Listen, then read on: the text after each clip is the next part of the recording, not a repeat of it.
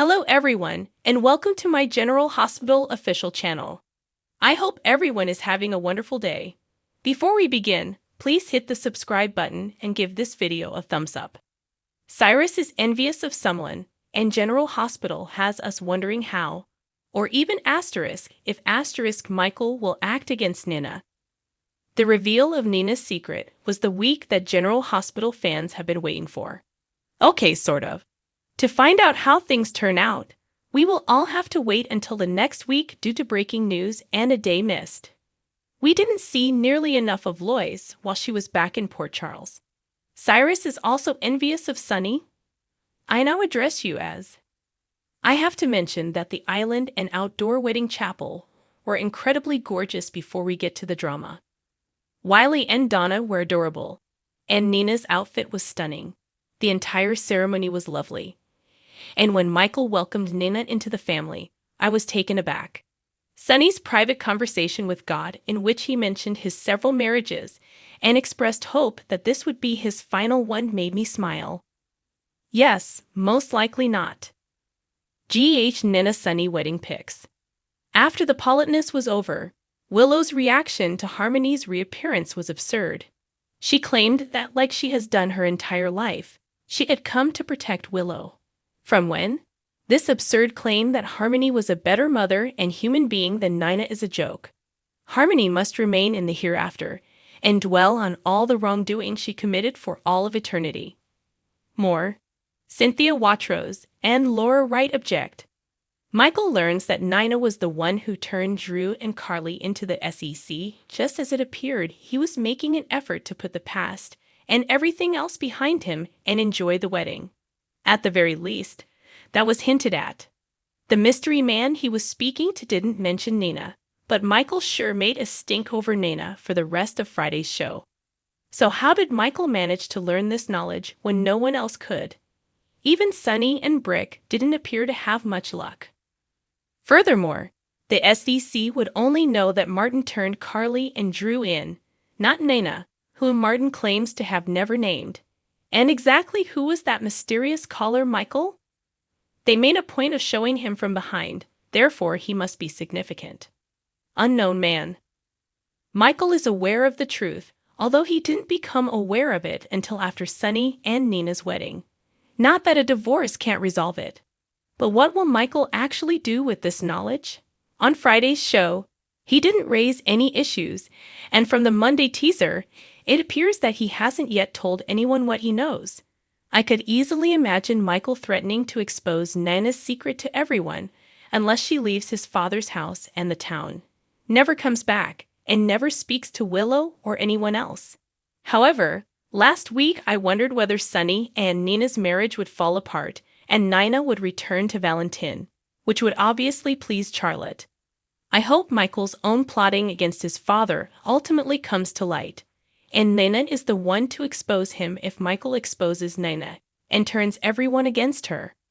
What a just revenge that would be, yet it would also be fulfilling if Nina decided not to take revenge on Michael, which would probably irritate him greatly because she could claim to be the bigger and better person. Maurice Benard honors his roots. The focus is on the nails. This week, Lois went to Port Charles out of concern for Brooke Lynn's dismissal, but she soon became embroiled in the Ned/Eddie dispute.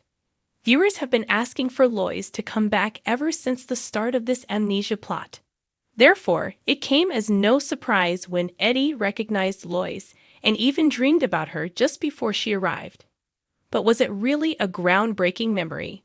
After all, Olivia had told Eddie about Lois and shown him a picture of him with her. This amnesia narrative, which had been suffering through Eddie, was now moving forward, and after that they abandoned us to focus on the wedding and other storylines. This show's tempo can be very annoying at times. We can only hope that they won't make us wait more than a week or two before bringing back Lois and Eddie. I did appreciate watching Lois update Olivia on the latest neighborhood rumors, only to have her advise Brooke Lynn to take more trips to see her grandparents since they aren't getting any younger. Develop that guilt trip, Lois. GH has Lois back. A godly free man. So, after some pacing, we finally return to Ava's story. It's absurd that she's been missing for days, and no one cared.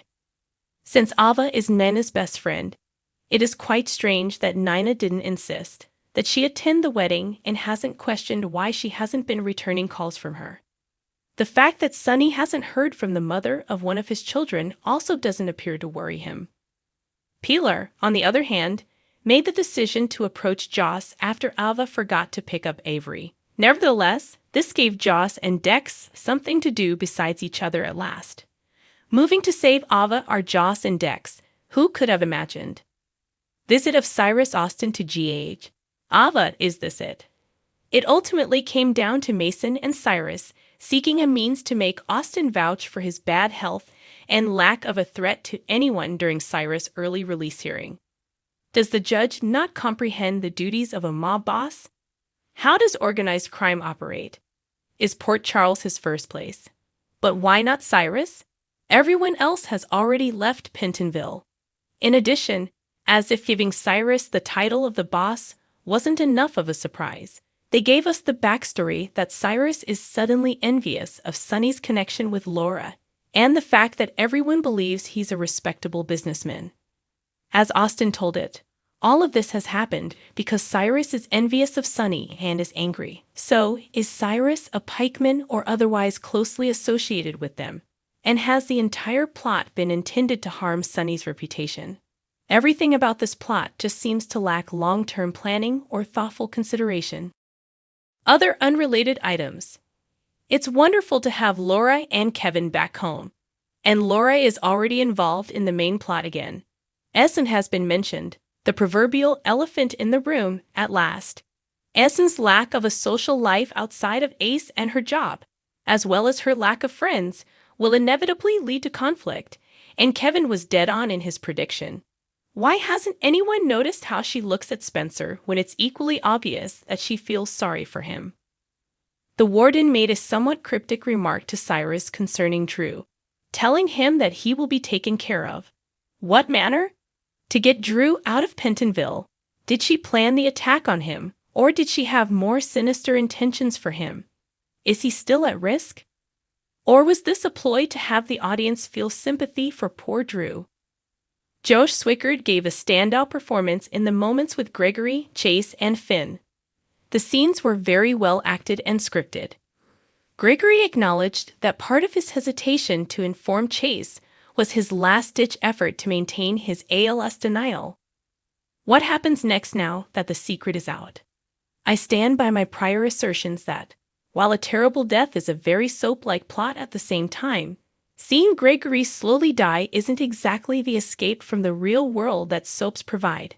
For better or worse, the storyline has clearly changed significantly as a result of Chase discovering the truth. Sons of Gregory G.A. What transpired to Taggart? Tell it like it is. Stella hasn't been seen in a while, but she undoubtedly returned with a vengeance in Friday's encounters with Ms. Wu. Stella greeted Selena as she arrived at Curtis' apartment to visit her friend, saying, "You don't have any friends here, Dan." Finally, it's been a while since we've seen Blair or seen any significant deception drama or consequences from her extortion of Martin. This week, Lucy reportedly shared her strategy for saving Deception, albeit she didn't really explain it. It was crazy, but Scott's brand of crazy. She seems prepared to accept Tracy's offer and forego her ELQ vote, but this is undoubtedly not the end. What's the point of the preparation and guest appearance then?